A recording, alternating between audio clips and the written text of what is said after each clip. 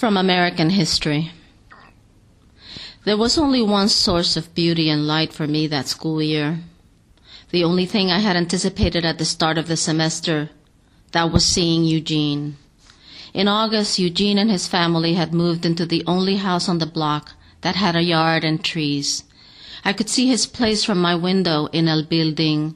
In fact, if I sat on the fire escape, I was literally suspended above Eugene's backyard.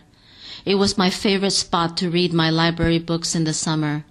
Until that August, the house had been occupied by an old Jewish couple. Over the years, I had become part of their family without their knowledge, of course. I had a view of their kitchen and their backyard, and though I could not hear what they said, I knew when they were arguing, when one of them was sick, and many other things.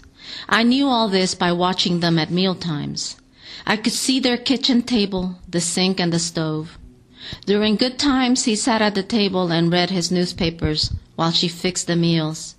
If they argued, he would leave and the old woman would sit and stare at nothing for a long time. When one of them was sick, the other would come and get things from the kitchen and carry them out on a tray. The old man had died in June. The last week of school, I had not seen him at the table at all. Then one day, I saw that there was a crowd in the kitchen.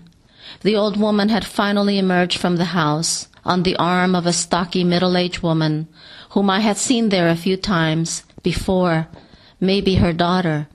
Then a man had carried out suitcases. The house had stood empty for weeks. I had had to resist the temptation to climb down into the yard and water the flowers the old lady had taken such good care of.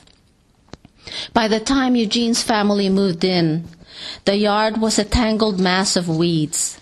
The father had spent several days mowing, and when he finished, I didn't see the red, yellow, and purple clusters that meant flowers to me from where I sat. I didn't see this family sit down at the kitchen table together.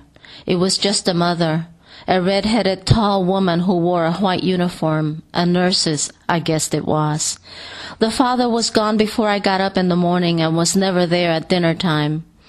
I only saw him on weekends when they sometimes sat on lawn chairs under the oak tree, each hidden behind a section of the newspaper.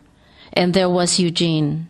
He was tall and blond, and he wore glasses. I liked him right away because he sat at the kitchen table and read books for hours. That summer, before we had even spoken one word to each other, I kept him company on my fire escape.